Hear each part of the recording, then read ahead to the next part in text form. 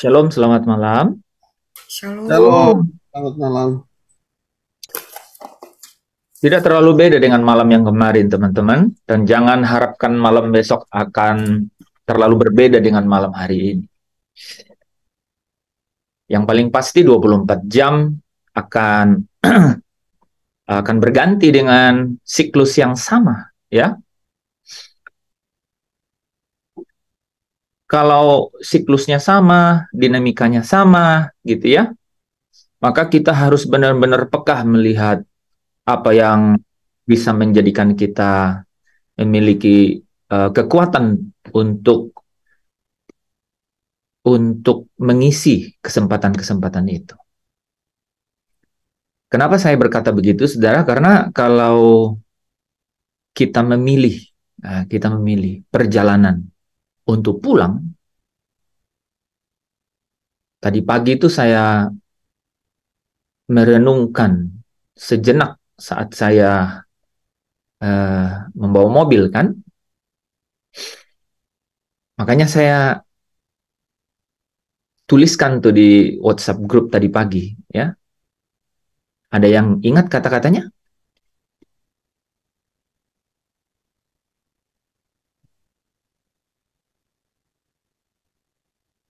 Mungkin juga belum baca, ya. Yang sudah baca siapa? Dan yang ingat?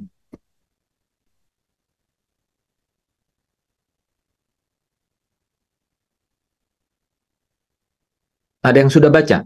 Belum? Sudah, ya? Oke. Pada dasarnya kan saya bilang gini nih.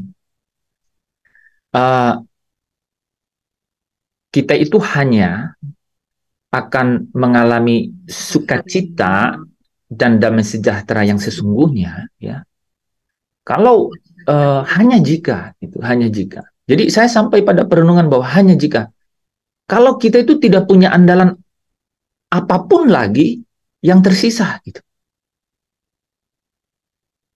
Artinya habis dan kemudian berpaling kepada Bapa yang selalu gitu ya, yang selalu adalah sumber dari damai dan sukacita itu. Nah, teman-teman, pasti kalau saudara uji itu pasti terbukti ujian itu. Saya ulang, ya. Kalau saudara uji, ya, perkataan itu, dia adalah kebenaran yang hidup memang. Jadi kalau saudara uji, dia pasti membuktikan dirinya sendiri. Ya, saya dengar Pastor Lefri mengutip Yesaya 55 tadi, ya. Itu saudara, kalau saudara harus hafal itu, ya, ayat 10 dan ayat yang ke-11. 10 bilang, seperti hujan dan salju yang turun dari langit ke bumi. Tidak akan kembali ke situ. Jadi turun dari langit, tidak akan kembali ke situ. Melainkan, ya, melainkan mengairi bumi, memberikan pertumbuhan. Nah, ayat 11 baru bilang begitu. Demikianlah firmanku yang keluar dari mulutku. Nah, tidak akan kembali dengan sia-sia, tetapi akan mengerjakan apa yang kusuruhkan kepadanya dan akan berhasil. Ya, jadi akan mengerjakan apa yang ku kehendaki dan akan berhasil dalam apa yang kusuruhkan kepadanya. Dua penggalan frase terakhir menarik sekali, ya. Akan mengerjakan apa yang ku kehendaki dan akan berhasil dalam apa yang kusuruhkan kepadanya. Salah satunya adalah statement tadi, saudara. Paham kebenaran itu. Jadi, saudara, kalau uji itu, saudara akan sampai pada satu, genuine, genuine itu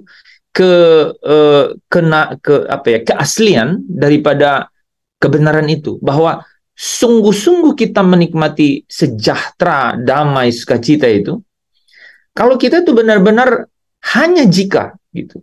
Kalau kita itu tidak punya andalan yang lain yang tersisa. Saudara, saya sampai tambahkan kata tersisa karena saya, mungkin saudara tidak, karena saya sering menyisakan sedikit, saudara. Sering itu menyusahkan. Namanya juga orang belajar manajemen, saudara, ya. Ya, punyalah yang namanya backup plan gitu, ya. Yang namanya ban serep gitu, saudara. Ada saudara yang misalnya, ya, saya motor tuh nggak ada ban serep, ya. mobil ada juga sih yang sudah tidak ada ban serv, saudara ya. Jantung nggak ada yang ada serv ya, saudara ya. Padahal nggak ada ya, jantung nggak ada ya. Ginjal ada dua ya. Saya nggak tahu apakah satu ginjal bisa berfungsi. Ada katanya ya orang satu ginjal bisa berfungsi. Paru-paru apa bisa ya? Satu fungsi, satu enggak. Saya nggak tahu. Tapi pada intinya, saudara, kita sering hanya jika kita tidak menyisahkan apa-apa lagi. Saudara, kalau masih ada sisa sedikit, misalnya gini, Tuhan cukupkanlah berkati. Padahal itu otak saudara ada di uang satu lembar yang warna merah yang ada di dompet. Itu, saudara. Pernah rasain kayak gitu nggak? Nah, itu analogi yang sederhana ya. Tapi pernah nggak saudara membayangkan situasi itu? Saudara berdoa, tapi sebenarnya otak kecil saudara yang tersimpan paling belakang itu sedang connect dengan sesuatu yang lain tuh. Nah itu saudara. Coba uji itu, uji ya. Saya angkat kebenaran ini saudara ya, karena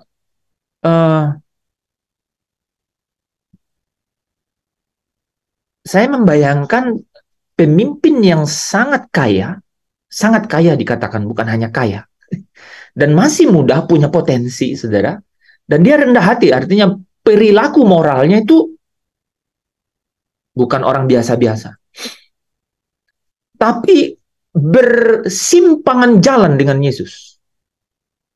Yesus ingin bawa ke sana, dia bilang, satu lagi yang kurang. Ya. Atau Yesus bilang, kalau engkau hendak sempurna. Dia bilang, aduh maaf, tidak. Dia ambil jalan lain. Berselisih jalan, benar-benar. Jadi berarti ini benar-benar ada sesuatu yang definitif atau absolut atau mutlak gitu. Nah, ya, sesungguhnya kita sedang belajar hal yang sangat fundamental, teman-teman. Mari kita lihat dari dua sisi ya. Saya sudah menerima sekitar 12 orang ya yang mengirimkan pemahaman mengenai diagram yang saya jelaskan hari Senin ya. Ada yang betul-betul lengkap, ada yang sedapatnya. Nanti kita lihat satu-satu ya. Tapi sebelum kita masuk di situ ya teman-teman, sebenarnya secara inti itu bisa dilihat dari dua sisi ya. Yang pertama adalah kalau kita menemukannya, maka kita akan benar-benar masuk ke dalam anapauso, kelegaan. Kelegaan itu, saudara, pasti ada sumber mata air, selalu berhubungan dengan sumber mata air. Jadi Yesus bilang, air yang kuberikan ini tidak akan membuat engkau haus lagi, melainkan akan menjadi mata air. Jadi ada yang menarik di situ kan? Mengapa dikatakan tidak akan membuat kau haus lagi? Karena di dalam hatimu ada mata air. Dan artinya mata air ini sumber gitu. Sumber. Kenapa harus ada mata air ya? Kenapa nggak kasih air aja kemudian selesai?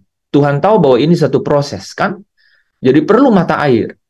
Dan yang menarik dikatakan tidak akan pernah habis. Dikatakan bahwa dan dia akan memancar terus-menerus sampai kepada, yang menarik ada kata-kata, sampai kepada hidup yang kekal.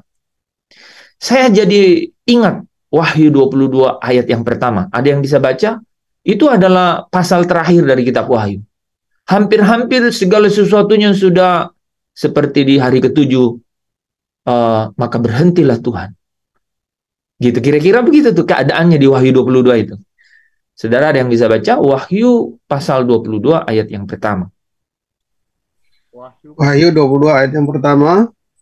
Lalu ia menunjukkan kepadaku apa itu? Sungai air kehidupan. Jadi sungai air kehidupan, saudara ya. Jadi lalu ia jadi malaikat, saudara ya, malaikat Tuhan yang kemudian menyatakan penglihatan ini kepada Rasul Yohanes. Ya. Nah, yang menarik adalah gini, saudara. Ini itu adalah wahyu dari Bapa Yahweh Elohim kepada, atau Elohim Yahweh gitu ya, Allah Bapa Elohim Yahweh kepada Yeshua HaMashiach, kepada Isa Al-Masih atau Yesus Kristus. Itu. Yang jernih bagaikan kristal dan mengalir keluar dari tahta Allah dan tahta anak domba itu. Amin. Ya. Jadi kalau Pak Tadus ulang yang frasa bagian pertama apa? Lalu ia menunjukkan kepadaku sungai air kehidupan. Sungai air kehidupan.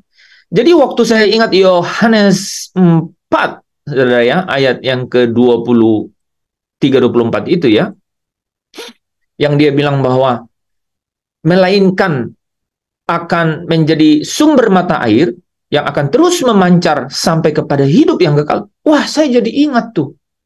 Ini ceritanya dari sumur Yakub sampai di tahta Allah. Sambung menyambung, seperti apa katanya lagu itu? Sambung menyambung. Ya. Kok trilili di belakangnya, saudara ya? Ya, netralala aja ya. Ya. Kalau di Kupang tuh western trelelelelelelele. Ya. Nah, ya soalnya saya lihat nih udah serius, terlalu serius, jadi harus ada icebreaker sedikit. Saudara, ini loh. Saudara ingat lagu itu kan? Di sumur Tuhan ku teguk airmu. Saudara, itu bukan kata puitis atau punya kiasan atau ada fantasi di dalamnya semata loh. Dia memang mengandung satu kebenaran. Nah, kebenaran ini harus terbukti. Kebenaran ini itu tidak lekang oleh waktu. Bumi dan langit akan lenyap, tapi kebenaran itu tidak akan lenyap, gitu. Dia nggak akan lenyap, ya. Makanya di 2 Petrus 3 kan dikatakan bahwa tetapi janjinya akan ada langit yang baru dan bumi yang baru di mana ada kebenaran. Nah, saya jadi ingat kebenaran apa ya? Nyari kemana-mana. Ini kebenaran apa? Kan satu potong kalimat loh, sudah. Satu potong, kata itu. Di mana ada kebenaran. Apa ya kebenaran apa gitu ya, saudara? Ya. Nah, akhirnya saya dibawa ke Wahyu 22 itu sebenarnya ayat 1 sampai ayat yang kelima. Ayat 1 ya sampai ayat yang kelima. Ya. Di ayat yang pertama bicara mengenai sumber mata air kehidupan. Nah, itu memang penting sekali. Nah, ini dua sisi yang saya sebutkan tadi. Sisi pertama, saudara, bukankah kita di tengah dunia ini, ketika kita memilih Yesus, saudara, kalau kita melihat orang atau manusia yang tidak memilih Yesus, hal ini itu tidak relevan. Tidak konteksnya, saudara. Tapi ketika saya dan saudara memilih Yesus, saudara pasti sungguh-sungguh memilih Yesus, ya, yang berkata, aku mau iring Yesus. Kalau sungguh-sungguh bilang begitu, saudara akan masuk ke dalam jejak Kristus. Dan jejaknya itu jejak yang sempurna, gitu. Nah, ketika kita masuk dalam jejak Kristus yang sempurna itu, saudara masuk dalam apa, saudara? Pencobaan. Pasti. Hakul yakin, saudara. Pasti, saudara. Ya. Masuk dalam pencobaan. Karena apa, saudara? Aku bukan dari dunia ini. Gitu. Kalau aku dari dunia ini, mereka kan tidak melawan aku dunia ini. Gitu. Tapi kalau saudara benar-benar ikut jejak yang sempurna itu, aku yakin 1000% saudara mengalami pencobaan. Gitu. Jadi ujian nggak perlu dicari. Nah, makanya ada ini nih, ada ada kata-kata begini nih, saudara. Kalau saudara atau hidup saudara, ya, jadi kalau saudara dan hidup saudara atau dinamika hidup saudara itu baik-baik saja, gitu ya, baik-baik saja. Saudara mesti bertanya-tanya, gitu. Mesti, tidak hanya bertanya-tanya. Mesti saudara tanpa kasih tanda tanya besar. Harus gitu. Ada teman saya bilang begini, kalau sungguh-sungguh kau mau ikut jejak Kristus, harus mempersiapkan untuk tinggalkan dunia ini sejak usia 30. Saya pikir-pikir, boleh juga ya. Sementara kita pas usia 30 pingin umur panjang, saudara ya. Pada saat udah umur 60 pingin lanjut usia. Itu saudara. Ya. Terus sampai udah umur 75 masih bilang sampai putih rambutku, dia menggendongku. Jadi memang naturnya manusia ini sebenarnya tidak ada yang pingin pergi dari sini. Nah, makanya jawaban Bu Mona itu saya kuningin itu di bagian pertama karena Bu Mona itu bagus. Jawaban ini bagus karena makanya dia ini men-trigger saya untuk memberi narasi ini di depannya, saudara. Bu Mona itu kasih jawaban ini nih ya, yang bagus untuk kita kemudian ini uji kan. Jadi Bu Mona katakan bahwa semua orang di bumi ini menginginkan hidup yang kekal. Hidup kekal. Semua orang menginginkan hidup kekal. Kalau lihat yang saya bahas tadi, harusnya Bu Mona kasih kata tidak malah di sini. Ya, semua orang di bumi ini harusnya malah mungkin begini nih. Ya, saya kasih tanda merah ya supaya ini ya. Seharusnya malah mungkin begini, tidak menginginkan hidup yang kekal. Kalau saudara tidak kan? Saudara ya apa ya namanya ya? Ini bisa klise loh saudara. Kalau kita benar-benar, apalagi semua orang gitu menginginkan hidup yang kekal. Ya. Tapi kalau lihat bagian keduanya, ini yang benar. Ya. Semua manusia di bumi ini menginginkan untuk dapat keluar dari segala penderitaan yang menghimpit hidupnya. Iya, kalau itu betul. Kalau itu benar. Ya. Nah, tapi apakah sekedar terhimpit hidupnya atau hidupnya menghadapi penderitaan? Tidak semua atau tidak setiap penderitaan atau tidak setiap himpitan hidup, saudara. Kan? Tetapi yang benar-benar relevan dengan kebenaran. Ya, yang relevan dengan kerajaan Allah dan kebenarannya. Nah, itu tuh apa? Itu ketika kita mengikut jejak Kristus. Jadi, ini kata-kata ini penting sekali, teman-teman. Di luar itu, semuanya so-so. Bisa dibahas kemana saja. Ilmu fisika, alam bisa. Fisika modern bisa. Kan ada fisika alam, ada fisika modern. Fisika alam. Semua hukum-hukum alam, hukum fisika. Ada fisika modern, ya, yang sudah pakai metafisika. Ya, bisa dibahas itu, ya kan? Tapi saudara, hal ini hanya relevan dengan kebenaran, gitu. Kebenaran, ya. Nah, kebenaran ini kebenaran yang dikatakan di 2 Petrus 3 itu.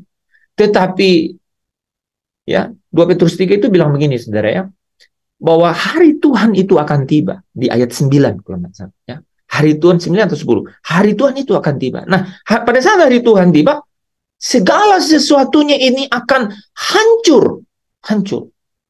Langit, bumi, dan semua yang ada di dalamnya hancur. Hancur.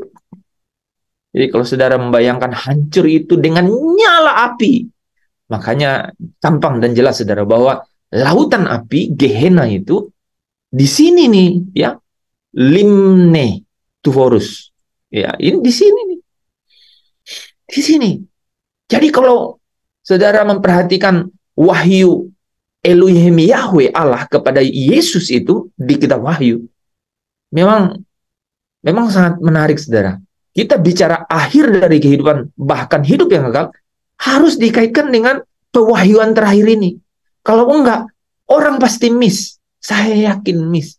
Bahkan dalam membahas mengenai ya saya tidak tahu, saya tidak apa ya, saudara, saya tidak mengikuti mengenai Trinitas atau Tritunggal atau apapun mengenai itu ya saudara ya.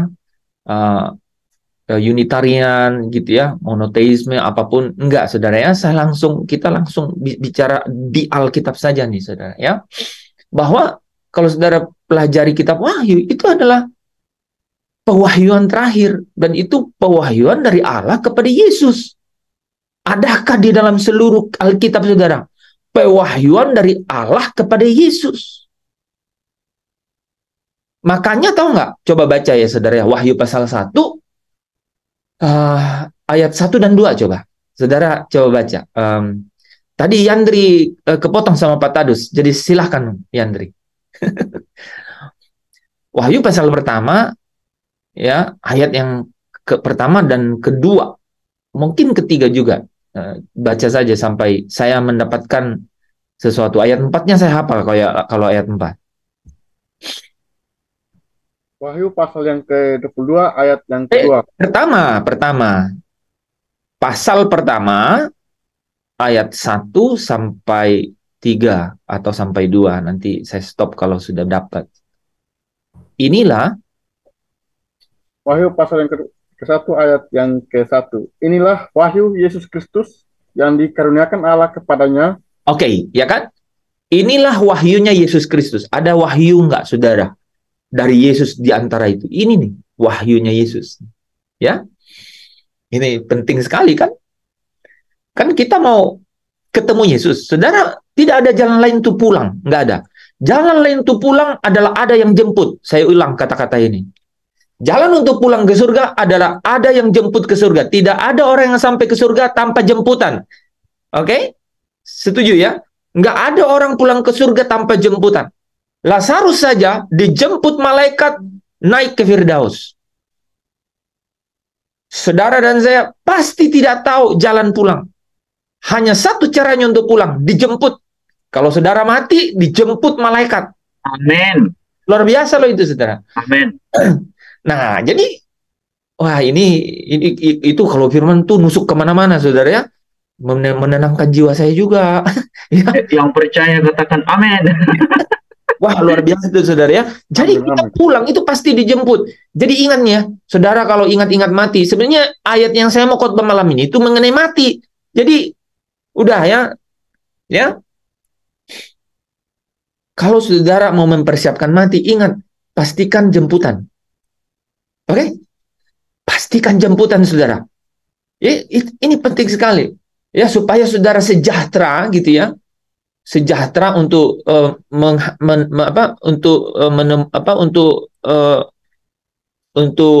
untuk menantikan waktu itu, saudara pastikan jemputan itu, ya.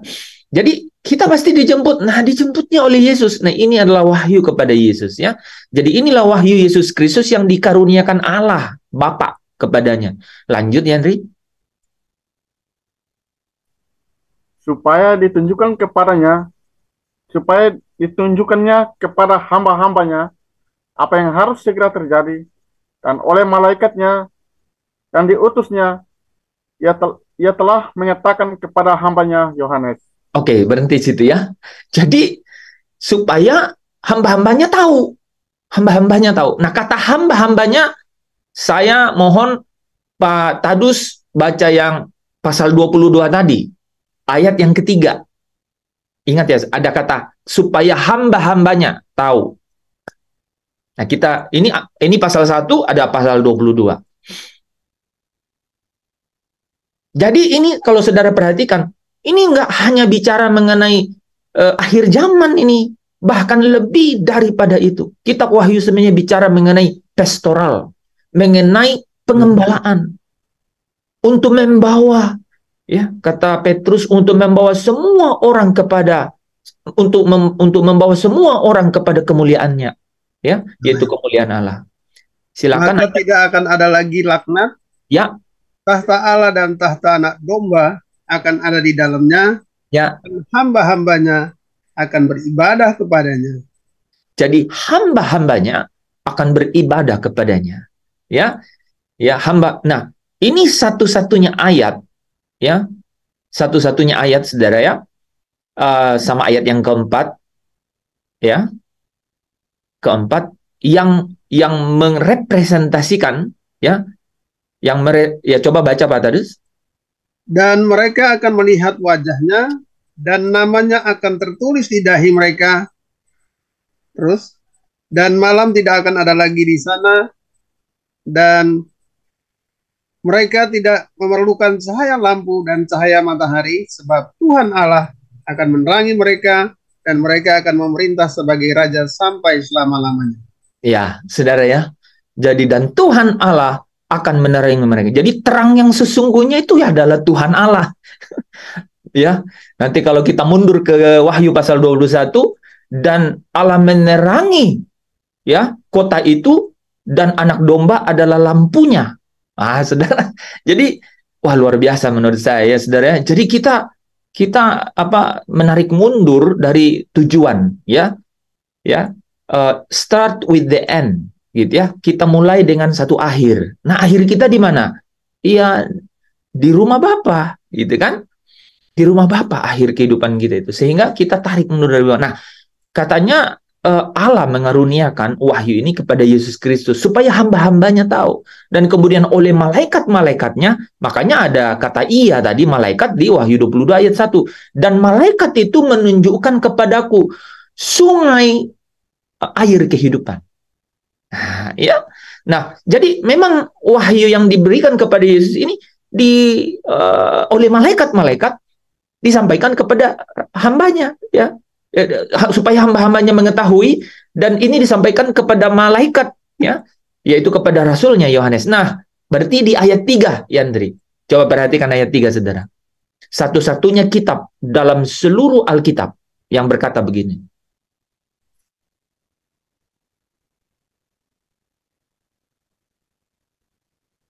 Ayat yang ketiga, Wahyu pasal 1.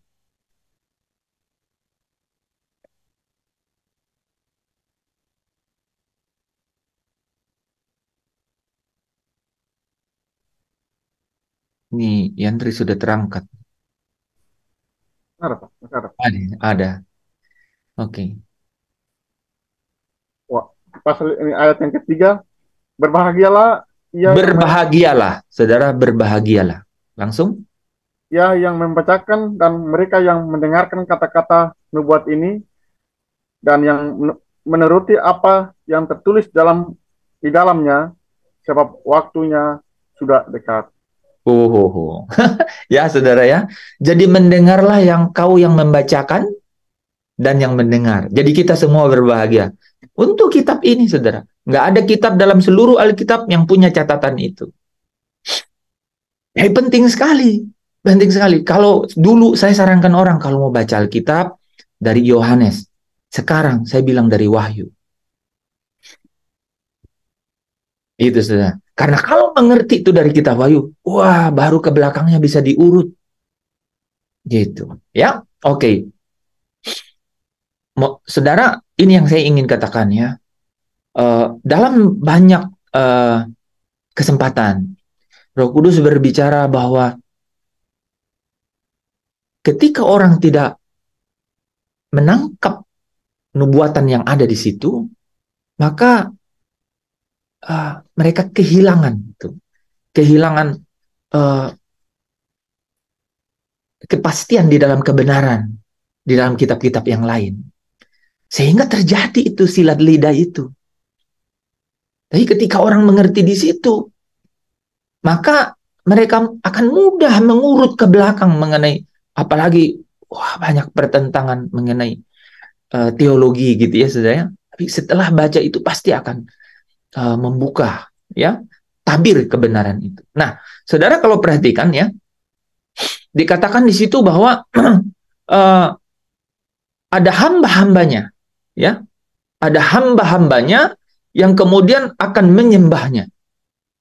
Ayat yang ketiga dan keempat itu, saudara, satu-satunya dalam kitab Wahyu. Kalau saudara perhatikan yang Pak Tadus tadi baca, dan tahta anak domba, dan tahta Allah dan tahta anak domba, ya, ada di sana dan hamba-hambanya. Jadi hamba-hambanya, nya, ya hamba-hambanya. Hamba-hamba siapa ini, saudara ya? Nah, di situ dikatakan tahta Allah dan tahta anak domba. Yang menarik dalam bahasa aslinya, nya di situ tuh singular, saudara. Singular, bentuknya singular. Jadi dalam banyak perkara nih ya, Allah Bapa, ya Elohim Yahweh, dan Allah dan anak Allah, saudara, anak Allah yaitu anak domba Allah.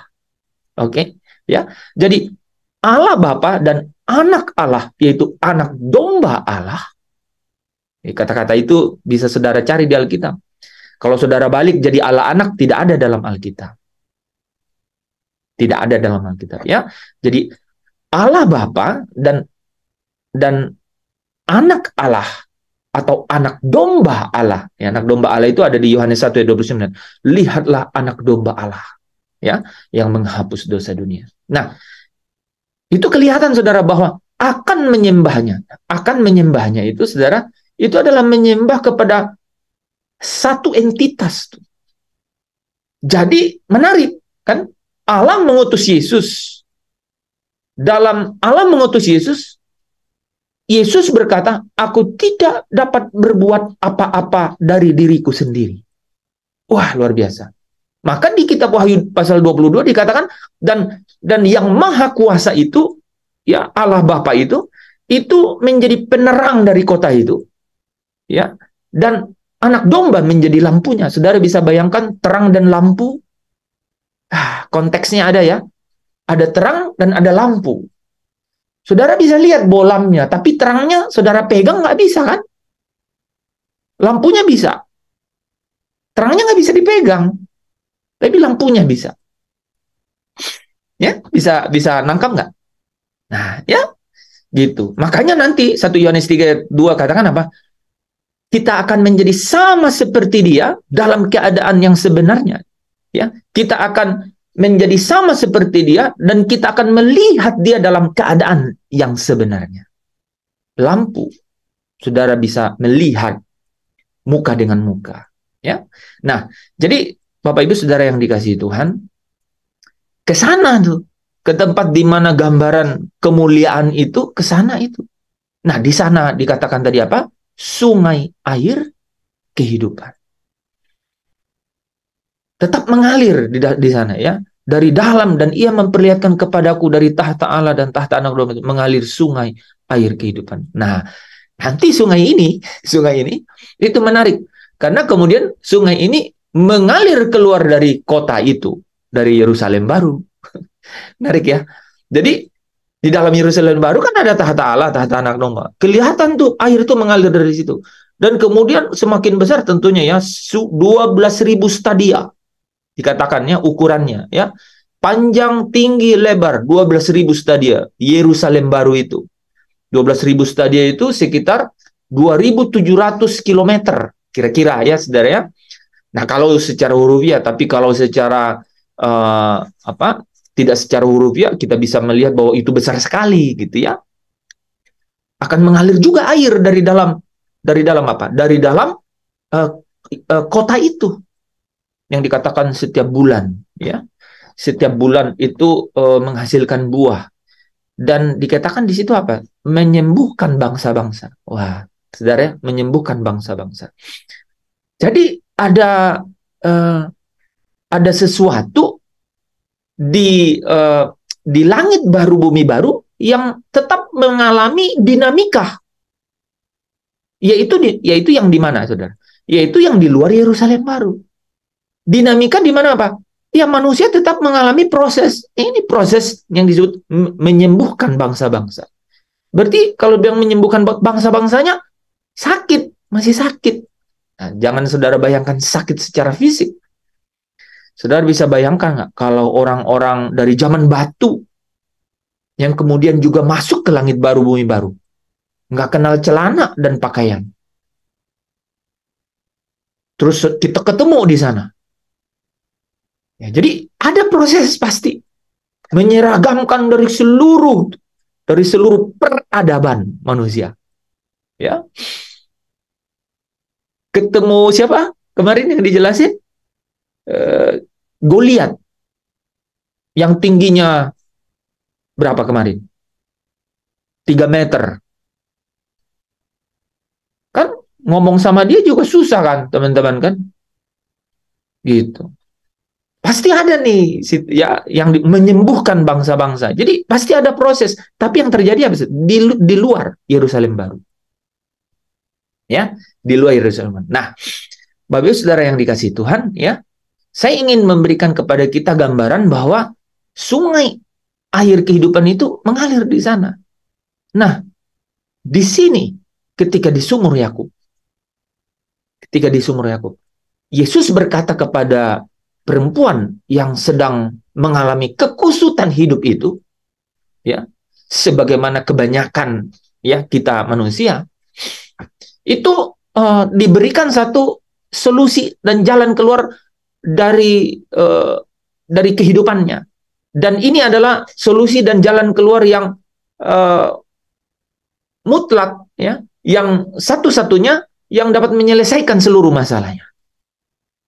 Karena wanita itu setelah dia pergi dari situ, saudara ya, pergi dari situ, dia memberitakan, ya, akan anugerah Allah yang sudah datang kepada umat manusia. Ya. Jadi dia memberitakan, wah, dia benar-benar menjadi mata air yang kemudian memancar gitu. Ya, mata air yang terus memancar. Nah, ini yang kita harus selalu sadari dalam hidup kita, ya. Bahwa ketika kita berkata, aku mau iring Yesus, ya. Aku mau ikut Yesus sampai selama-lamanya. Artinya kita ikut jejaknya. Jejaknya, ya. Dan jejaknya itu sempurna. Artinya sudah selesai. Ya. Artinya dia jalani secara penuh, taat, secara sempurna, taat, dan sudah selesai. Nah, dia sekarang, saudara, ada di surga, gitu. Ya. Dia ada di surga. Ya. Dia sudah menjadi saksi yang setia. Ya. Saudara kalau perhatikan di Wahyu pasal 1 itu dia disebut, dia adalah saksi yang setia. Artinya apa? Dia menyaksikan Allah yang penuh kasih itu, Allah yang menyelamatkan manusia itu sampai selesai. Ya, dia menyelesaikan pekerjaan Bapa itu sampai selesai. Jadi dialah yang kita benar-benar harus ikuti jejaknya. Nah, ketika saudara dan saya mengikuti Yesus, kita harus lihat apa yang terjadi. Ya, malam hari ini saya ingin menyampaikan bahwa jejak Kristus itu, saudara, ketika kita benar-benar iring dia, maka kita masuk pasti di dalam pencobaan, ke dalam ujian. Ya, tadi di depan sudah disampaikan ya bahwa seorang murid tidak hanya diinginkan oleh gurunya belajar, tapi diinginkan gurunya untuk lulus. Nah, kata yang penting untuk lulus adalah apa, saudara? Ujian. Tidak ada orang lulus tanpa ujian. Dan ujian ini, Pak, ujian apa? Nggak perlu dicari, saudara. Ketika kita itu benar-benar mengiring Yesus, maka ujian itu langsung muncul. Kenapa, saudara? Karena mengiring Yesus itu, kita pasti pisahkan diriku dari dunia ini. Pasti. Nggak pasti. Ya, do not follow the fashion of the world. Janganlah mengikuti gaya hidup dunia. Gitu. Jangan serupa. Do not conform to the fashion of the world. Jangan kamu serupa atau jangan kamu seirama gitu dengan gaya hidup dunia. Pasti ujian. Pasti ujian. Nah, saudara kalau sadari ujian ini, itu adalah ya ketika kita sadar diri bahwa oh benar ya, kesempatan-kesempatan yang adalah kodrat dosa atau kuasa dosa Ada di dalam daging kita gitu. Untuk apa? Ya untuk membangkitkan rupa-rupa keinginan. Membangkitkan rupa-rupa keinginan. Nah, jalan untuk melihat itu, untuk dapat melewati itu adalah yaitu di sumur Tuhan ku teguk airmu. Hanya kalau benar-benar kita mengerti kebenaran bahwa hanya di dalam Tuhan itu ada kita menemukan yang namanya mata air kehidupan. Gitu. Kita menemukan mata air kehidupan itu. Yang setiap hari, setiap saat gitu ya, itu kita bersekutu dan bergaul dengannya. Hanya di situ caranya gitu, saudara. Ya. Nah, di situ kita akan dikuatkan oleh kebenaran-kebenaran firman Tuhan. Ya, apa itu, saudara? Aku tahu sekarang, kata Paulus, bahwa penderitaan yang sekarang ini, ya, itu apa katanya? Tidak ada tidak dapat dibandingkan dengan kemuliaan yang akan dinyatakan nanti kelak. Ya. Jadi kita akan melihat itu. Jadi kalau kita melihat hidup kita biasa-biasa, so-so begitu, seperti tidak ada angin ribut, wah, harus tanda tanya besar. Harus tanda tanya besar, ya.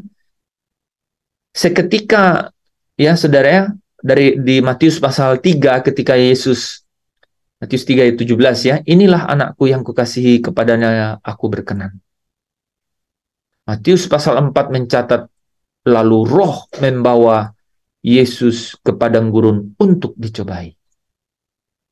Dia nggak punya kodrat dosa dalam dagingnya kemudian dapat dibangkitkan dengan rupa-rupa keinginan gitu. Nggak ada. Sehingga yang bawa dia roh. Menarik itu ya. Kalau kita nggak perlu, saudara. Ya. Dengan sendirinya kita itu sudah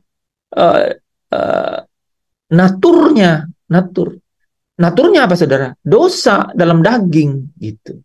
Apanya? Kuasanya. Dosanya sudah diselesaikan oleh Yesus di kayu salib, yaitu kutuknya, kutuk dosa yang memimpin kepada maut, ya, itu ditanggung, dipakukan. Jadi saudara ingat ya, itu ditanggung, terus katanya semua kutuk itu ditanggung, itu ya Galatia 3 ayat 13. Dan kemudian semua surat hutang dosa dibayar lunas. Tapi apa, saudara?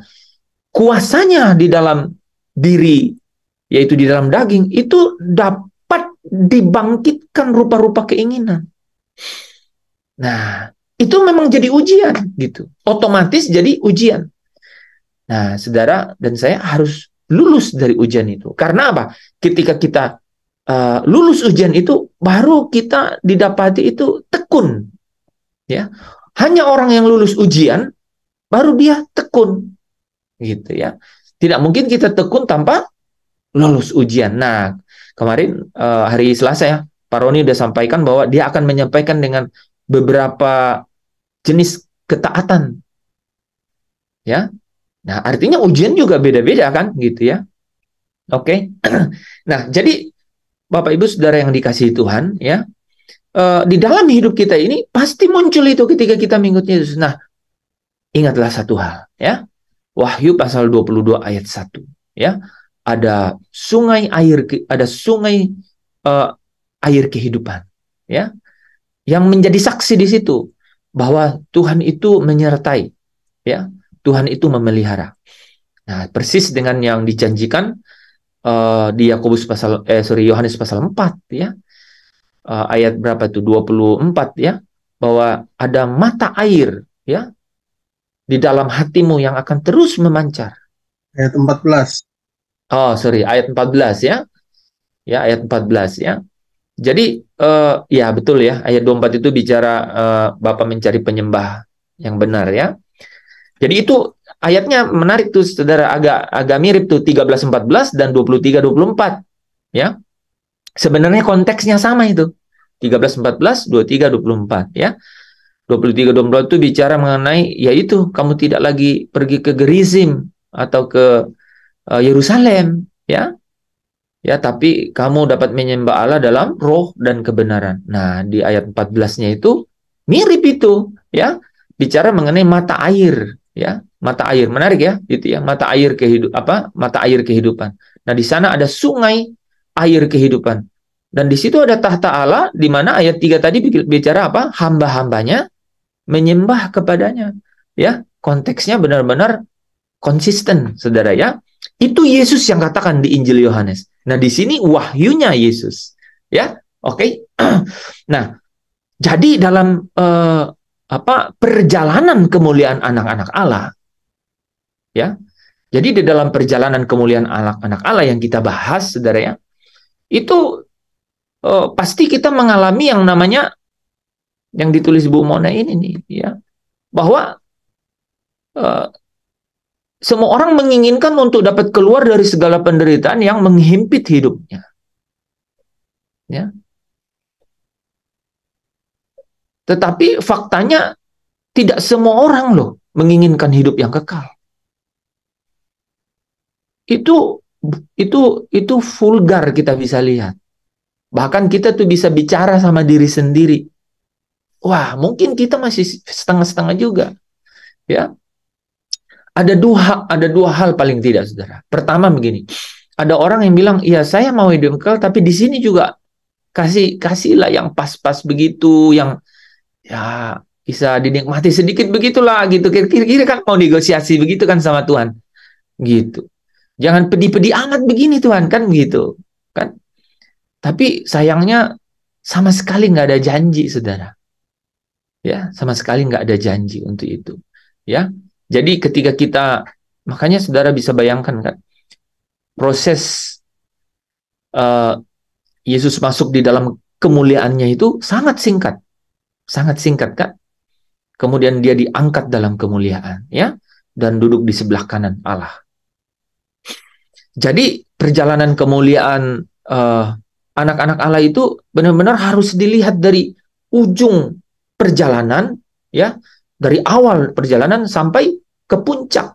Nah, awal perjalanannya itu harus dibawa kepada apa? Harus dibawa kepada pimpinan Roh Kudus. Dengan cara meterai Roh Kudus. Dan harus berujung pada apa? Pada Roh Kudus itu menyaksikan bahwa saudara dan saya sudah selesai. Gitu.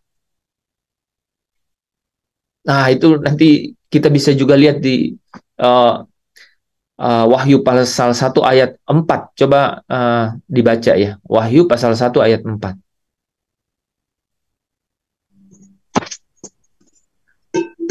Oke, Yan, silakan.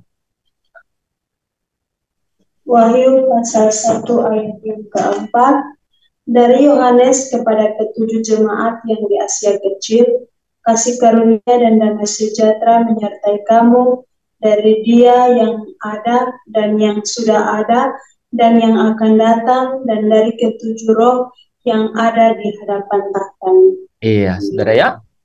Jadi menjadi saksi di situ, ya. Menjadi saksi di situ. Ya, menjadi saksi bahwa perjalanan saya dan saudara ketika roh itu dimeterai dan kemudian dalam pengudusan dia menjadi jaminan. Di saat terakhir dia itu menjadi saksi di situ. Jadi ada kata-kata menghujat, mendukakan, ya. Satu lagi apa? Memadamkan. Memadamkan. Itu jadi saksi di situ. Ya. Nah, ya. Jadi perjalanan kemuliaan anak-anak Allah itu hanya bisa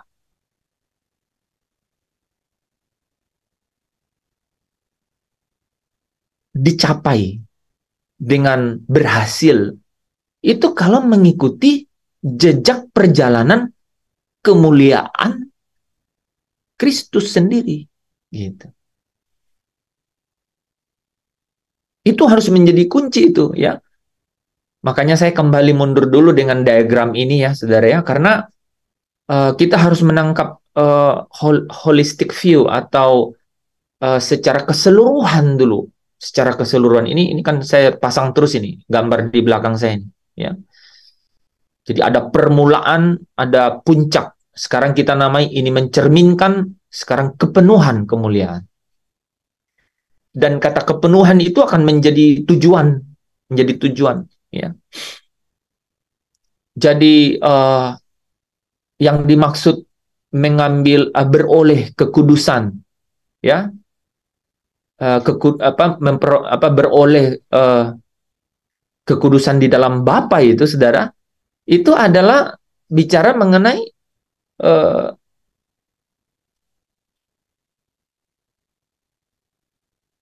Yesus yang kepenuhan Allah.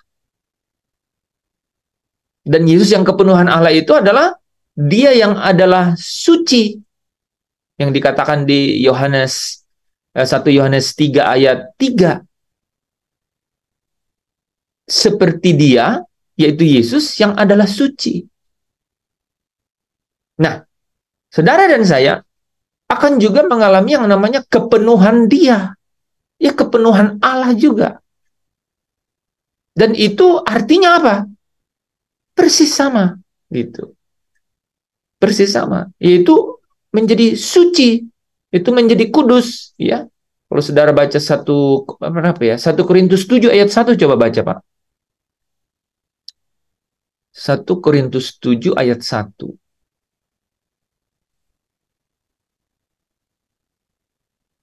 1 Korintus 7 ayat 1. Dan sekarang tentang hal-hal yang kamu tuliskan kepadaku adalah baik bagi laki-laki kalau ia tidak kawin. Oh, bukan. 2 Korintus 7 ayat 1.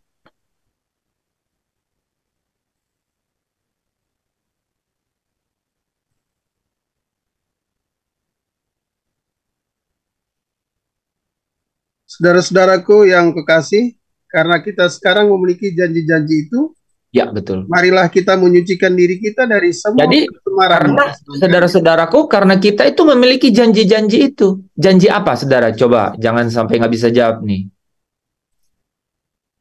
Janji apa? Kemuliaan. Pernah dijanjiin kemuliaan di mana? Janji apa? Ayatnya di mana janji kemuliaan? Janji apa yang kita, ya? Yohanes 17 ayat 24.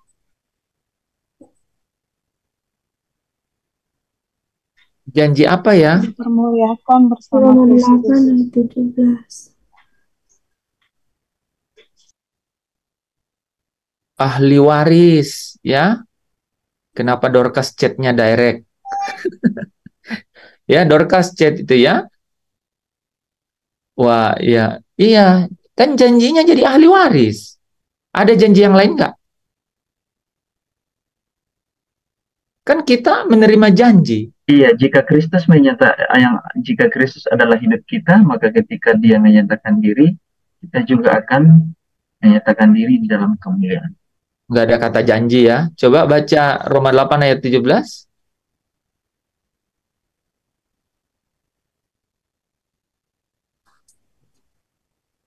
Dan jika kita adalah anak, maka kita juga adalah ahli waris.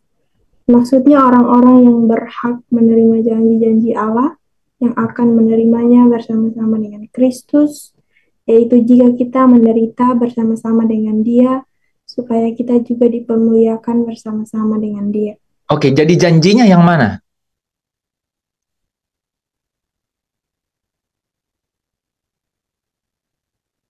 Ya, biar kita selesaikan di sini. Menjadi ahli waris. Oh, ya, saya bisa salah loh, Pak. Muliakan. Ya, dimuliakan ya. Janjinya dimuliakan loh ya. Jadi kita itu ahli waris terhadap janji. Ya, jadi di ini ya. Jadi Dorcas bilang kita ahli waris, ya ahli waris terhadap janji itu. Nah, itu ditegaskan di 2 Korintus 7 ini, 1 ini kan. Bahwa hai saudara-saudara,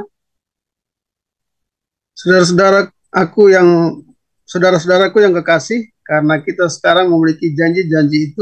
Jadi dia berani begitu. Kita memiliki janji-janji itu karena ahli waris kan gitu. Nah, janji itu adalah tadi itu ya. Ya, rupanya Rahel benar ya. Kemuliaan ya, yang kemuliaan itu. Oke, simpan tuh di pikiran itu. Nah, kalau ini sebelum lanjutnya Pak Tadus ya, karena kalimat yang dilanjutkan pada Tadus ini hanya bisa dimengerti ketika kita mengerti nih. Janji-janji itu adalah, oh nanti dimuliakan. Nah ini bicara mengenai, oh Allah membawa banyak orang, ingat ya, nggak semua orang, tadi katakan ya, banyak orang kepada kemuliaannya, Allah sendiri. Allah yang merancang membawa banyak orang kepada kemuliaannya. Ya kan? Yaitu yang menyempurnakan Yesus. Menarik kan? Jadi ada role modelnya nih. Gitu ya. Role modelnya. Yaitu dia, yaitu Yesus yang diutus ini. Yang sudah apa? Yang sudah masuk ke dalam kemuliaan. Yang sudah diangkat dalam kemuliaan. Gitu. Yang sudah menerima kemuliaannya. Gitu ya. Melalui apa yang, ya melalui jejak-jejaknya itu ya. Melalui apa yang dideritanya ya. Nah, jadi janjinya adalah seperti dia, gitu ya, seperti dia yang sudah menyelesaikan itu, maka barang siapa yang tadi Pastor Lepri katakan kan, maka apabila Kristus itu yang adalah hidup kita. Nah, jadi kalau kita sepenanggungan dengan Yesus, maksudnya begitu, ya. Maka kalau dia datang menyatakan diri dalam kemuliaan, maka kita juga turut di dalam kemuliaan itu. Artinya siapa yang ikut jejaknya kan gitu. Nah, saudara, yang dikatakan yang kita cerita ini kan ada di sini nih, ada di sini, ya, ada di bagian ini nih, ya, bagian ini, ya, bagian ini kan, ini udah ada di sini nih, ya kan? Namanya juga janji, ya, ada di sini kan. Saya berjanji, belum digenapi, belum di apa? Belum di kok janji digenapi sih? Ditepati atau apalagi ya, janji ditepati, ya itu kali ya, ditepati, digenapi ya, kan belum di sini nih janji itu. Sekarang kita adalah orang-orang yang apa, menerima janji itu ya. Nah lanjut Pak Tadus, mulai dari awal aja lagi. Saudara-saudaraku yang kekasih, karena kita sekarang memiliki janji-janji itu, marilah kita menyucikan diri kita. Menarik ya, kita memiliki janji-janji itu, artinya apa?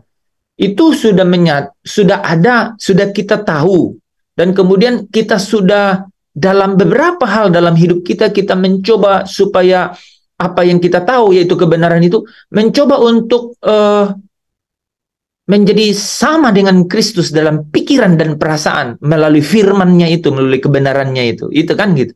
Kita sekarang gitu ya. Lanjut Pak. Marilah kita menyucikan diri kita. Marilah kita menyucikan diri kita. Jadi saudara bayangkan ya, ini dari sini nih, dari sini. Terus tujuannya ke sini, yaitu kepenuhan Dia. Yesus juga kepenuhan Allah. Kamu juga akan kepenuhan Dia, yaitu kamu yang adalah jemaat dikatakan, dan Dia adalah kepala, gitu ya. Nah, kita yang terima janji ini, saudara, itu dikatakan marilah kita menyucikan diri kita dari semua pencemaran jasmani dan rohani. Dan dengan demikian menyempurnakan kekudusan kita dalam takut akan Allah. Nah, saudara bisa bacakan ya, bisa ini ya, bisa perhatikan ya. Jadi marilah kita menyucikan dalam jasmani dan rohani supaya menyempurnakan kekudusan. Ya, menyempurnakan kekudusan. Yang dimaksud kekudusan yang sempurna itu adalah beroleh kekudusan di dalam Bapa. Nah, tapi hubungannya dengan apa itu, saudara? Hubungannya dengan menyucikan, dikatakan apa, Pak? Menyucikan diri kita dari semua pencemaran jasmani dan rohani. Ya, menyucikan diri kita dari semua pencemaran jasmani dan rohani. Jadi, ini ada perjalanan, makanya saya sebut journey ya, petualangan kata Dorcas nih ya, perjalanan ya. Dan itu bukan sesuatu yang tinggi di atas di langit-langit, tapi di sini di kehidupan kita setiap hari loh. Jadi kata menyucikan itu saya sering pakai kata ini saudara, dipisahkan dan disatukan. Jadi dipisahkan dari dunia dan disatukan dengan yang ilahi. Itulah cara yang disebut menyucikan diri. Jadi yang dimaksudkan dengan menyucikan diri itu adalah proses pemisahannya nih dari hal-hal, nggak usah ngomong hal-hal ya. Ya, terlalu apa ya, masih terlalu tidak spesifik gitu. Jadi memisahkan diri dari dunia. Jadi memang dunia, ya, definisi dunia itu memang seluruh dunia, pemimpinnya, penguasanya, sekutu penguasanya, semua. Memang begitu. Ingat ya saudara ya. Iya, dunia itu termasuk semua yang dari dunia, gaya hidup dunia gitu. Memang harus dipisahkan nih. Ya, pisahkan diriku dari dunia ini. Nah, saudara, kalau saudara bilang, pisahkan diriku dari dunia ini, terus saudara mau kemana? Harus sambung lagunya. Semakin ku damba kerajaanmu. Gitu. Jadi, kalau saudara tak bertuan, saudara tidak dapat apa-apa. Ini namanya bimbang. Ya, mendua hati. Gitu. Susah gitu. Akhirnya saudara pasti direbut kalau tak bertuan kan. Jadi ketika kita dikatakan menyucikan diri, pasti memisahkan diri, dan jangan memisahkan diri, dan saudara harus seketika juga berkata bahwa oh, saya harus disatukan kepada keilahian. Saya harus disatukan kepada kodrat yang ilahi itu. Ya, jadi yang namanya menyempurnakan kekudusan itu adalah apa, saudara? Adalah satu saat nanti benar-benar sampai pada beroleh kekudusan di dalam Bapa. Coba baca Ibrani 10:12 atau 12:10? 12:10 kayaknya. Ibrani 12:10.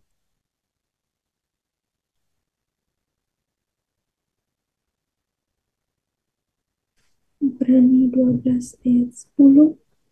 Sebab mereka mendidik kita dalam waktu yang pendek. Ya, jadi sebab mereka itu ayah kita. Kalau begitu baca dari ayat 9 supaya lebih jelas. Ayat 9 selanjutnya, dari ayah kita yang Dari sebenarnya ayah kita yang sebenarnya kita beroleh ganjaran, dan ya. mereka kita hormati. Kalau demikian, bukankah kita harus lebih taat kepada Bapa segala roh supaya kita boleh hidup? Oke, berhenti dulu ya. Jadi kepada ayah kita, kan ayah kemarin sudah ayah ya yang kasih ganjaran, kan itu karena kasih kan. Kemarin Pastor Lepri bilang rupanya mengasihi itu sisi yang lain adalah sisi yang sama itu adalah dihajar gitu kan. Ya, dihajar kan gitu. Nah, karena dia mengasihi kita, kan, maka kita dihajar kan. Kita dikasih ganjaran kan. Ya, kita apa dikatakan di situ, takut apa? Taat gitu. Taat kan. Nah, kalau begitu bukankah kita gitu kan? Bukankah kita apa katanya?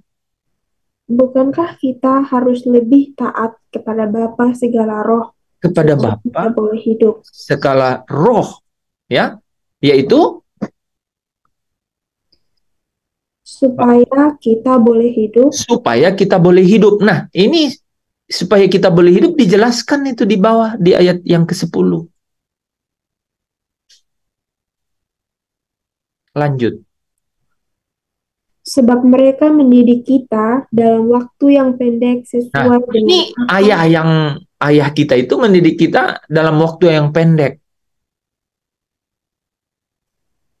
Dengan apa? Sesuai dengan apa yang mereka anggap baik. Nah, sesuai dengan apa yang mereka anggap baik. Itu orang tua kita, gitu ya. Nah, lanjut. Tetapi dia Allah, Bapa, tetapi dia yang itu Bapa menghajar kita untuk kebaikan. Menghajar. Kalau siapa yang dihajar, saudara? Siapa yang dihajar? Saya, hamba-hamba. Siapa orang yang dihajar? Yang dikasihi, ya. Jadi Bapak bilang, yang ku kasihi ku hajar. Ini jadi itu diumpamakan tuh ayah. Ya, ayat 9 ke 10 itu nyambung tuh, ya. Gitu. Makanya ayat 9 berkata bahwa kalau mereka, kan gitu ya. Coba ayat 10-nya diulang. Sebab mereka mendidik Sebab kita mereka yaitu ayah di bumi ini gitu ya. Mendidik kita dalam waktu yang pendek, pendek. Lanjut. sesuai dengan apa yang mereka anggap baik. Sesuai dengan apa yang mereka anggap baik. Nah, kalau Bapa di surga, coba perhatikan ini. Lanjut. Tetapi dia menghajar kita untuk Tetapi Bapa di surga, coba ganti. Tetapi Bapa yang di surga menghajar kita untuk kebaikan kita, supaya kita beroleh bagian dalam kekudusannya. Itu. Amin. Amin. Jadi, saudara, menghajar kita, itu adalah proses penyucian secara jasmani dan rohani. Gitu. Dan bagaimana kita tahu itu? Sampai Filipus bilang, Yesus tunjukkan sajalah Bapa itu kepada kami. Selesai masalah kita. Kalau mau singkat begitu kan di Yohanes 14 ya. Gitu. Dengan berani Yesus berkata, kalau kau lihat aku, kau sudah lihat Bapa. Itu Wahyu 21 terbukti itu. Bapa itu terangnya, aku lampunya. Gitu. Luar biasa ya.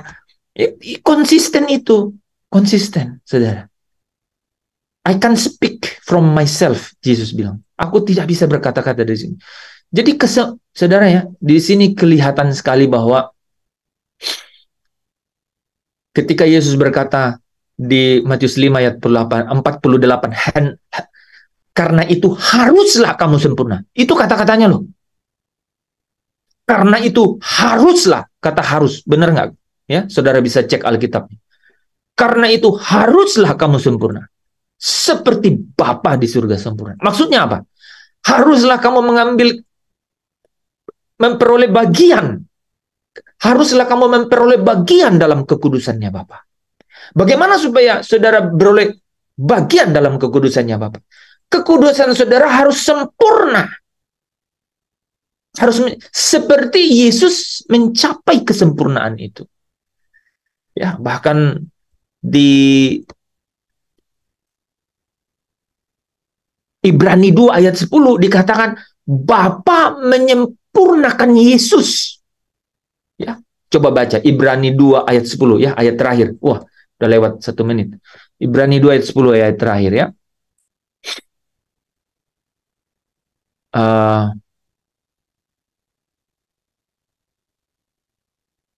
Yang keras suaranya pastor kayaknya. Oh, Pak Tadus silakan. Ibrani pasal yang kedua ayat yang 10. Sebab memang sesuai dengan keadaan Allah. Oke, menarik ya. Keadaan Allah apa sih? Sekarang saudara pasti bisa cerita banyak kan? Ya. Keadaan Allah itu di sini ya. Memang di situ dikasih penjelasan yang baginya dan olehnya sesuatu dijadikan. Artinya apa? Itu mau bilang apa? Alfa dan Omega. Itu menarik loh. Yang baginya dan olehnya sesuatu dijadikan gitu. Jadi nggak ada sesuatu yang lain yang bergerak ini kalau bukan untuk dia gitu. Wah, luar biasa itu. Nah, itu ya sesuai dengan keadaannya, self creation ya, self created gitu ya. Self existence, nggak ada ujung dan nggak ada ujung awal, nggak ada ujung akhir gitu. Ya kan? Oke. Yaitu Allah, lanjut Pak, yaitu jadi sebab memang sesuai dengan keadaannya ya, sebab memang sesuai dengan keadaan Allah ya, yang baginya dan olehnya segala sesuatu dijadikan. Lanjut Pak. Yaitu Allah yang yaitu Allah yang ini ya, yaitu Allah, lanjut Pak, yang membawa banyak orang kepada kemuliaan, juga menyempurnakan Yesus. Saudara perhatikan ya. Jadi Allah yang membawa banyak orang kepada kemuliaan, juga menyempurnakan Yesus. Jadi Yesus yang menjadi model untuk Allah Bapa ini membawa banyak orang kepada kemuliaan. Coba perhatikan penggalan kalimat terakhir nih, saudara. Perhatikan baik-baik. Pelan-pelan, Pak. Juga menyempurnakan. Jadi saudara, saya ulang lagi ya, saudara ya, Pak Tadus nanti nyambung yang setelah ini ya. Jadi Allah yang membawa banyak orang kepada kemuliaannya, yang juga menyempurnakan Yesus, ya. Yesus jadi model untuk sampai kepada kemuliaan ini. Nah, makanya kan Kolose 3 ayat 4 tadi, apabila Kristus yang adalah hidup kita. Jadi apabila Kristus yang adalah hidup kita. Jadi saudara ingat ya, Roma 8 ayat 17 berkata apa? Jika kita anak-anak Allah, yaitu ahli waris dari janji-janji Allah, yaitu kita yang ikut menderita. Yaitu jika kita menderita bersama-sama dengan Dia, maka kita dimuliakan bersama-sama dengan Dia. Yang membuat apa kalimat pendek itu adalah di Kolose 3 ayat 4, ya. Ya, Kolose 3 ayat 4. Apabila Kristus yang adalah hidup kita, gitu. Ya. Menyatakan diri kelak. Wah, itu di Injil Matius dibilang anak manusia itu datang bersama malaikat-malaikatnya dalam kemuliaan. Itu yang juga disebut di 1 Tesalonika 4 itu, ya. Datang turun dari surga. Itu. Nah, menyatakan diri kelak, maka kamu pun turut menyatakan diri. Itu luar biasa. Jadi Kristus yang jadi model untuk sampai ke kemuliaan itu. Saudara bisa bayangkan di sini ya, Allah yang membawa banyak orang kepada kemuliaan, juga menyempurnakan Yesus. Itu menjadi model, menjadi teladan. Ikutilah jejaknya, gitu. Nah, kalimat terakhir ini perhatikan teman-teman. Setelah kata Yesus, Pak, yang memimpin mereka kepada keselamatan dengan penderitaan. Jadi Dia yang memimpin orang, yang memimpin mereka kepada keselamatan dengan penderitaan. Makanya Markus 24 ayat 26 berkata, bukankah Mesias, ya, harus menderita untuk masuk ke dalam kemuliaannya. Ya. Nah, Bapak Ibu Saudara yang dikasihi Tuhan, jadi 2 Korintus 7 ayat 1 tadi memberitahukan kepada kita bahwa kita memang menjadi ahli waris dari janji, yaitu janji mengenai kemuliaan itu. Ya. Maka kamu harus menyucikan diri. Ya, menyucikan diri, yaitu secara jasmani dan rohani, gitu. Supaya apa? Supaya menyempurnakan kekudusan itu. Karena ketika menyempurnakan kekudusanmu itu, maka kita beroleh kekudusan di dalam Bapa. Itulah yang disebut kepenuhan Allah. Nah, Yesus adalah kepenuhan Allah, ya. Kolose 1 ayat 19 dan Kolose 2 ayat 9. Kepenuhan Allah itu berkenan diam di dalam Allah, di dalam Yesus secara jasmania. Ya. Oke. Kita sampai di situ, teman-teman, ya. Bapak Ibu Saudara yang dikasihi Tuhan, kalau engkau dan saya tahu sungguh-sungguh mau hidup di dalam kebenaran ini, maka engkau dan saya selalu melihat bahwa tidak ada hari tanpa ujian. Karena perjalanan kita adalah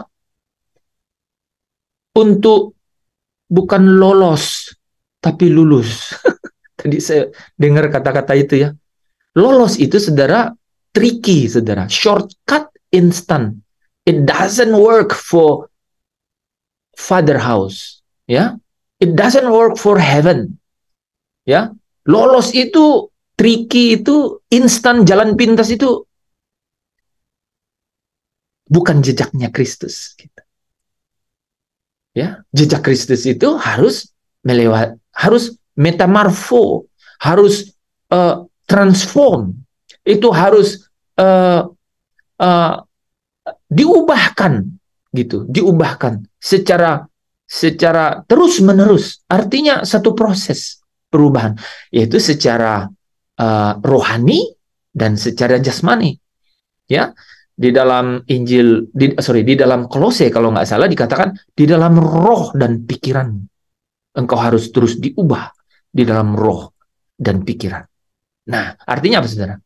Roh manusia saya dan saudara itu semakin hari harus peripateo, ya, harus semakin seirama, stoikomen, ya, kiri kanan, kiri kanan, kiri kanan, ya, harus punya irama yang sama dengan irama apa, saudara? Irama pulang ke rumah, Bapa, irama pulang surga. Jadi iramanya harus pulang. Orang yang tidak punya irama pulang, pasti pikirannya mau menetap di sini. Gitu. Nah, saudara, saya selalu ingat 1 Yohanes 3 ayat 2 ya. Hanya orang yang punya pengharapan untuk pulang, itu yang akan menyucikan diri dengan caranya Kristus, yaitu memisahkan diri ya dari dunia ini.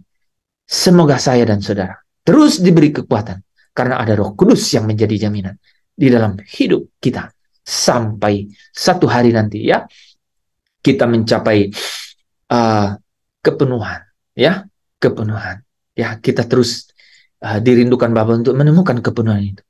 Jangan takut, katanya, aku telah mengalahkan dunia. Dan inilah yang mengalahkan dunia, yaitu iman kita. Saudara ya, iman saudara dan nah, iman ini harus diuji terus-menerus. Nah, iman saudara kalau diuji, dia akan tahan uji. Ya, iman yang diuji itu akan menghasilkan ketekunan. Dan kalau sudah tahan uji, dia akan berbuah, dia akan matang, dan dia akan, kalau matang itu saudara, dia akan menjadi utuh dan sempurna, kata Yakobus pasal 1 ya. Jadi iman ini apa yang diuji? Iman kita yang diuji. Nah saudara, ini sebelum selesai ya, jadi kalau tidak ada, saudara nggak punya iman, nggak ada yang perlu diuji. Saudara punya iman ya, jadi saudara harus punya iman. Iman itu ya dari mana saudara? Ya iman tuh harus terus belajar. Ya belajar firman. Nah ini menarik gitu ya. Jadi kita kan harus terus belajar. Kalau kita mau dalam perjalanan ini kita harus terus belajar. Karena kalau kita belajar, itulah cara untuk kita tidak mengeluh oleh beban berat. Ya. Kalau kita mau belajar, kita pasti tidak mengeluh dengan beban berat. Karena apa? Karena Yesus menuntun kita dengan pedomannya yang katanya bebannya itu ringan.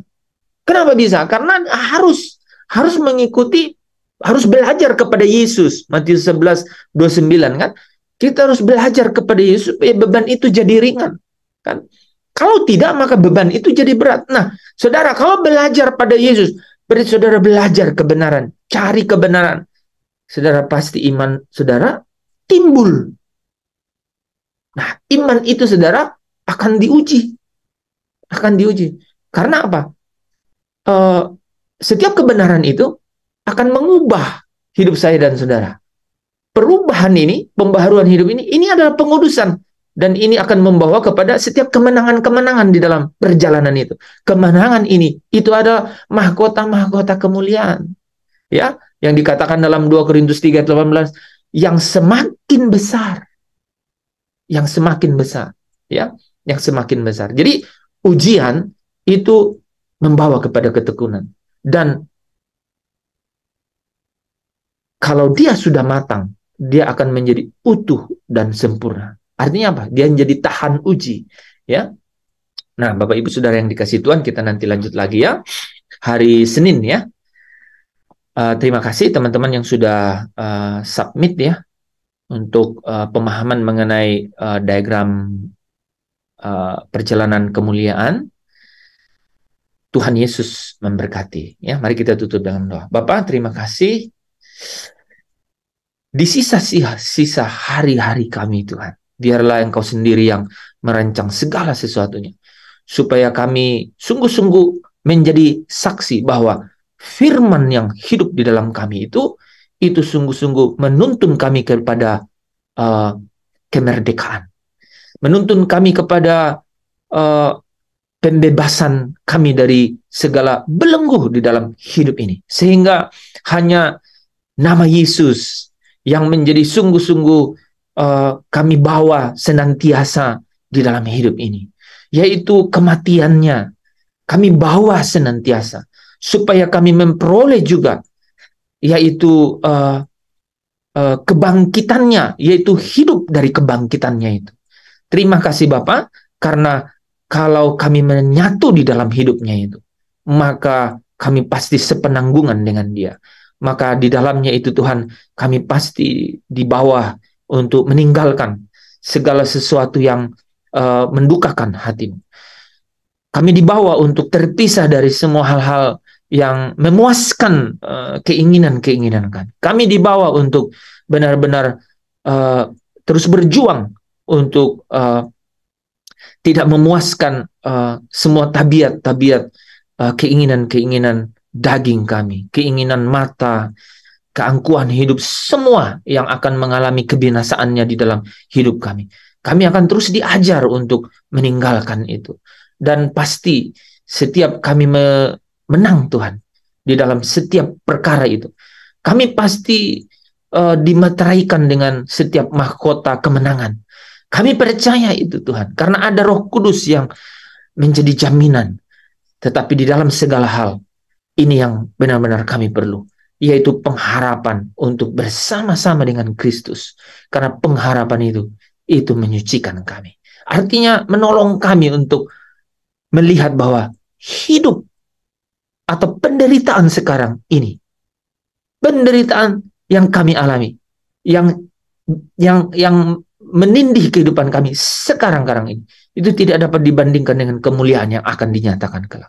Terima kasih Bapa. Setiap hamba-hambamu yang hadir di dalam Zoom Fellowship ini, di dalam setiap panggilan mereka Tuhan, kiranya Engkau meneguhkan mereka, Engkau menopang mereka, Engkau yang membimbing mereka, mengembalakan mereka Tuhan, sampai pada akhir, yaitu sampai pada sungai air kehidupan itu yang ada di tahta-Mu dan tahta anak domba. Terima kasih Bapa, di dalam Yesus Kristus Tuhan dan Juru Selamat kami.